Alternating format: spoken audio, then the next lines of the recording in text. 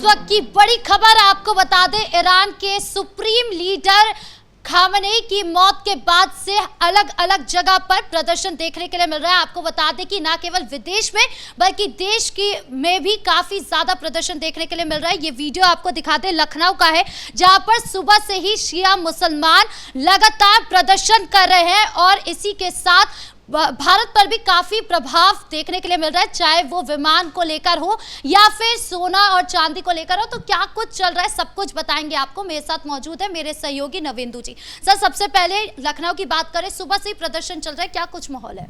देखिए, सबसे पहले बात करते हैं कि दुनिया का एक बहुत बड़ा कट्टर नेता, उसको अमेरिका और इजराइल ने मौत के घाट उतार दिया। आज ईरान को बहुत बड़ा झटका लगा है और ये ईरान के लोगों के लिए एक बड़ी आज़ादी भी है, क्योंकि जिस तरीके से खामेनेई ने इस्लामिक क्रांति के बाद ईरान में अपना दबदबा बढ़ाया और वो एक जेल की कोठरी से निकलकर सत्ता के शिखर तक पहुंच गया, ईरान का सुप्रीम लीडर बन गया, उसके बाद पूरी दुनिया में शियाओं का सबसे बड़ा नेता बन गया। और जिस तरीके से इजराइल के साथ उसकी दुश्मनी हुई और पिछले कुछ दशकों में लगातार खामेनेई ने इजराइल से लेकर दुनिया के कई देशों को परेशान किया, तो ऐसे में खामेनेई की मौत आज उन लोगों के लिए एक बहुत बड़ी जीत है जो कि खामेनेई के विरोध में खड़े थे, जो खामेनेई की कट्टरता का विरोध कर रहे थे।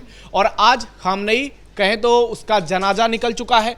और हालांकि इससे पहले कई बार दावे हुए थे खामेनेई की मौत के, लेकिन इस बार अमेरिका और इजराइल की ज्वाइंट ऑपरेशन ने खामेनेई के घर में घुसकर उसे मारा। और सिर्फ खामेनेई को नहीं मारा, उसकी पत्नी, उसकी बेटी, उसके खानदान के दर्जनों लोगों को मौत के घाट उतार दिया। और ये एक बड़ा झटका खामेनेई परिवार के लिए है। तो ऐसे में यहाँ से अब ईरान में एक रिजीम चेंज की शुरुआत हो सकती है। हालांकि ईरान में अभी भी खामेनेई के बेटे जो हैं मुज्तबा खामेनेई, उनको उनकी पार्टी ने, वहां की सत्ता ने अगला नेता नियुक्त कर दिया है।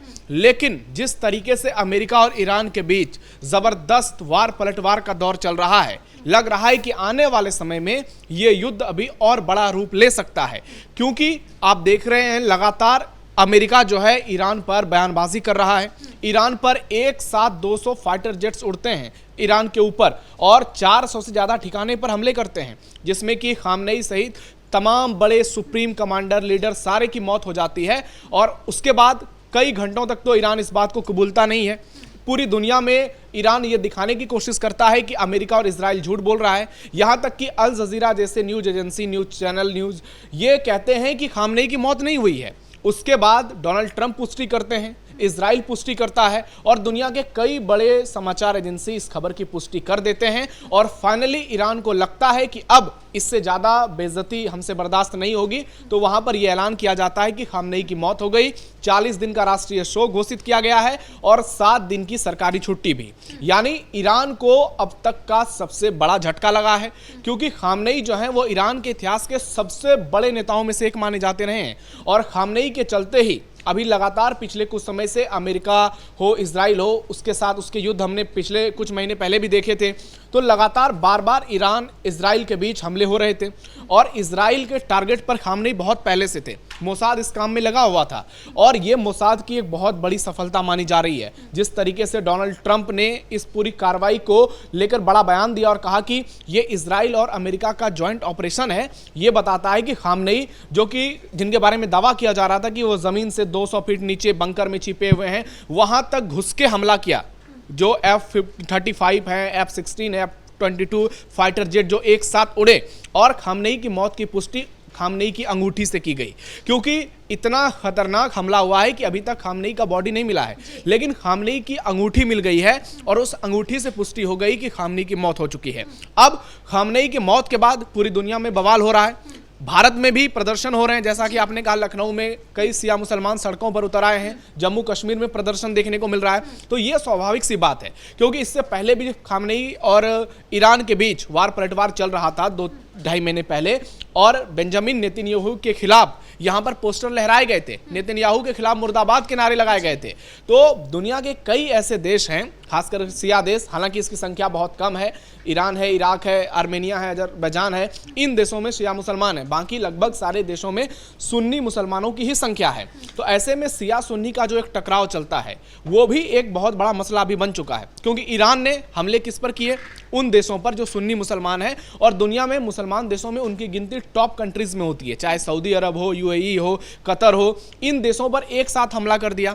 इसके बाद इन तमाम देशों ने अमेरिका का साथ दिया, इजराइल का साथ दिया, और खबरें ये चलाई जा रही हैं बहुत जगह पे कि मुस्लिम देशों में चिंगारी भड़क रही है, 57 मुस्लिम देश एक साथ आ गए। तो मुस्लिम देशों ने ही मारा है खामनेई को। अगर यूएई, सऊदी अरेबिया, कतर, ये तमाम देश ईरान के खिलाफ आते हैं तो समझिए कि ईरान की कट्टरता का आलम क्या है। आज मुसलमान जो है वो साफ तौर पर कह रहे हैं कि आज एक खामनेई मरा है, ऐसे अभी 1000 और पैदा होंगे। नहीं तो 1000 और पैदा होंगे तो 1000 और मरेंगे, क्योंकि अगर आप इजराइल जैसे देश से लोहा लेंगे, अमेरिका से टकराएंगे, वो उसका भी कारण क्या है कि इजराइल की मान्यता को नहीं मानते थे खामनेई।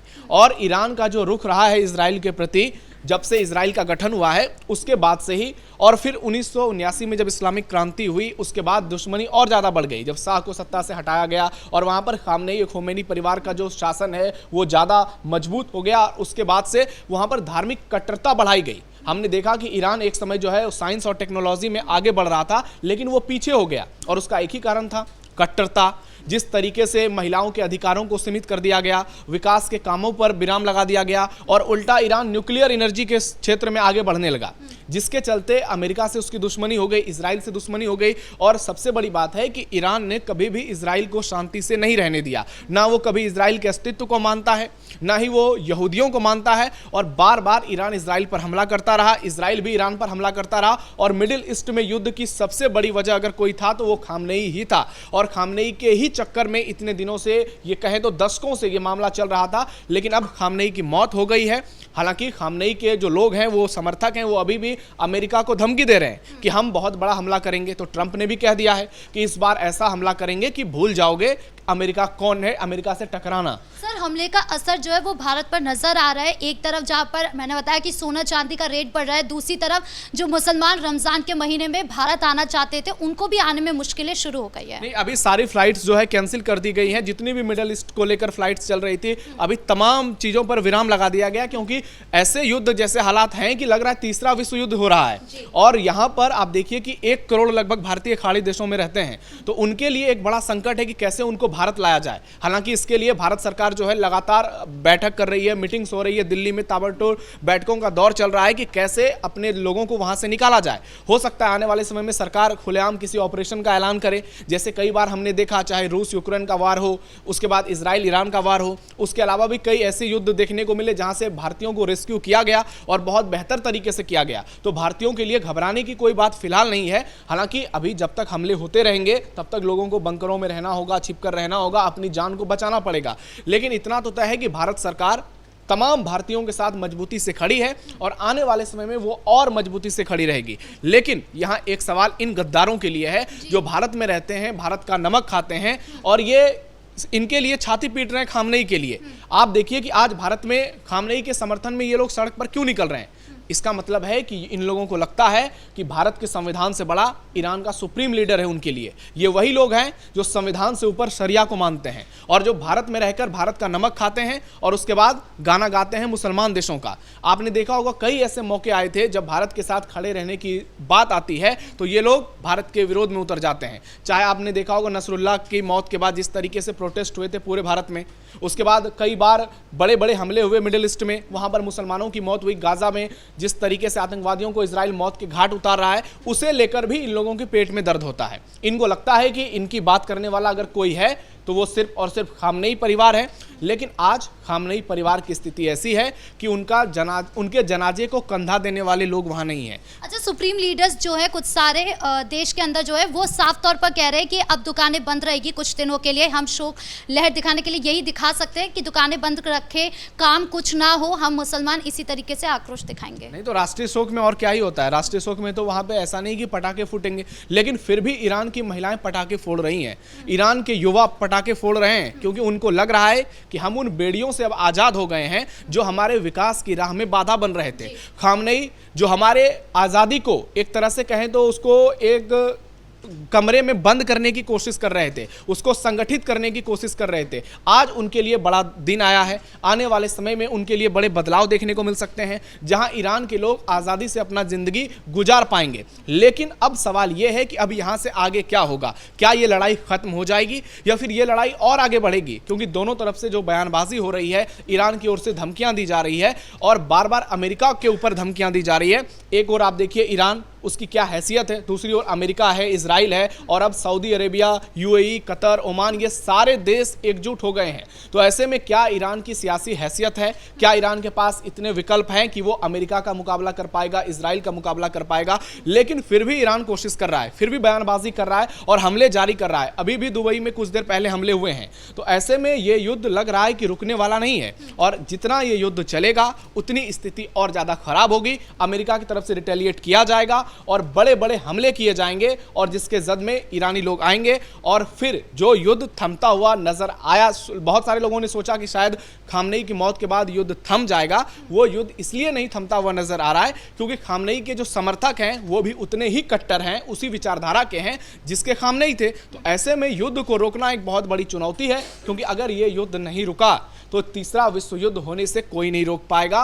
और इसमें दुनिया के और सारे देश शामिल हो जाएंगे। अभी चीन और रूस पर निगाहें हैं, क्योंकि चीन और रूस जो है वो ईरान का समर्थन करते हैं अमेरिका के खिलाफ। तो ऐसे में देखना यह होगा कि अब जो है क्या बयान निकलकर सामने आते हैं चीनी विदेश मंत्रालय की ओर से, उसके अलावा रूस की ओर से।